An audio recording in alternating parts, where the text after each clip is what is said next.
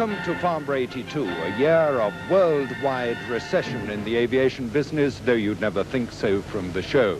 The year of the Falkland War, and the year of what is... Here now is a high spot of Farnborough 82. Fresh from the Falklands, the triumphant Royal Navy Sea Harriers of 899 Squadron Fleet Air Arm. A proud moment for us all, not least for Chief Test Pilot John Farley there doing his unique Harrier takeoff, although that particular maneuver is not encouraged for squadron pilots, not even 899 squadron pilots. Led by their CO, Lieutenant Commander Neil Thomas, RN, with the senior pilot, Lieutenant Commander Mike Broadwater, as his number 2. Now this particular Harrier, which is being flown by John Farley, is interesting because, as you can see from the roundel, it's destined for the Indian Air Force, the Harrier's 5th customer after the Royal Air Force, Royal Navy, US Marines and Spanish Air Force. And these aircraft of 899 Squadron, including these very 4, flew the incredible total of 850 sorties from HMS Hermes and Invincible during the Falklands War, and were, of course, brilliantly successful. And so the Harrier, which has thrilled the Farnborough spectators for so many years, has won its spurs in battle, and John Farley salutes the fact.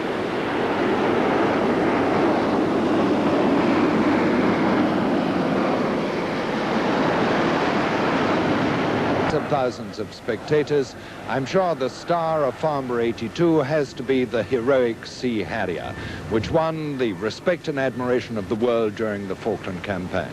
And one man who has done as much as any individual to make the Harrier what it is today is Chief Test Pilot John Farley.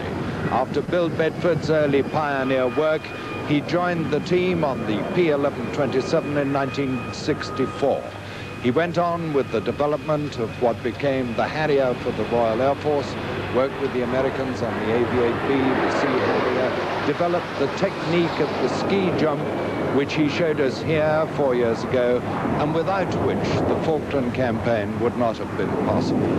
And flying in the display with him today, fresh back from the Falkland, is the CO of 899 Squadron of the Fleet Air Arm, Lieutenant Commander Neil Thomas.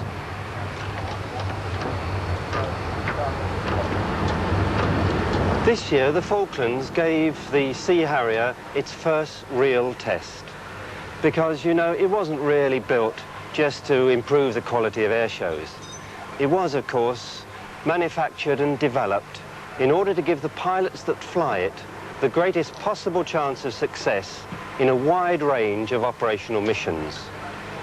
Now, the test pilot's job was to provide a service for the men who really matter, the combat pilots.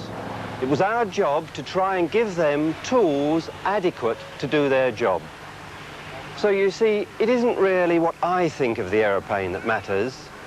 It's the opinions of the men who really had to use it in anger.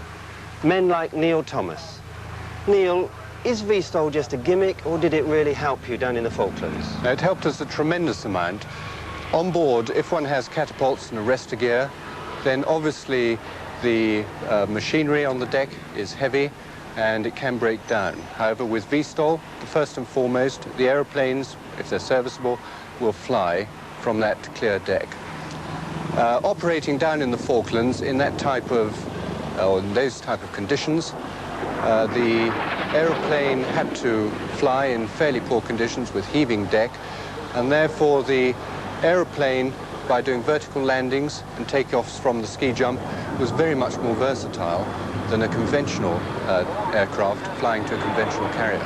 So it helped us a tremendous amount. You, of course, have flown both types of airplanes, conventional aircraft, so you know the difference. Yes, I have indeed, and I'm sure there were many occasions when we wouldn't have been able to fly purely because of getting the airplanes back on board. Some people have said to me, Neil, that the Harrier must be too complicated and therefore unreliable. Was this a problem on Hermes? No, not at all. We had very, very good reliability down there. And also the complication that you mentioned some people talk about is, I think, a misnomer, because I took a number of students down south who were only halfway through their training, and they were able to cope with the shipborne operations and also with the offensive operations that we carried out. Do you think a man in a Sea Harrier, a single man, can really carry out multi-role missions, or do you think this is a brochure writer's dream? Well, down there again, in HMS Hermes and in Invincible, we carried out all the roles of the aircraft, mainly air defense, which is our primary role. We also carried out reconnaissance, and we also carried out attack. And indeed, I'd like to bring up one point, and that is that when we attacked Port Stanley on the 1st of May, we returned to the ship. All 12 aircraft, incidentally, took off and returned. We returned to the ship, and within 40 minutes we had an aircraft available for the air defense role, and within a couple of hours we had 2 or 3 pairs airborne. So very, very versatile, easy, quick for road changes, and also the pilots were able to cope with the different roles. When you saw that A4 loaded up with bombs going towards our fleet, and you realised you had to shoot it down, a few moments later, when you were successful, what were your feelings? Well, my feelings were that I'd actually achieved my aim in being able to attack and shoot down the enemy.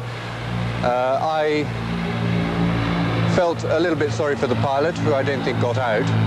But on the other hand, our job was to be out there and to shoot down the airplanes that would have attacked our ships and killed a lot of our men. So it was machine versus machine. It's a very clean war in the air. Always has been, I think. Neil, it's a privilege to talk to you, and on behalf of all of us, thank you for everything you did. Thanks, John. With men like that and aircraft worthy of them to fly, who can doubt that confidence as well as hope for the future must be the message of Farnborough 82.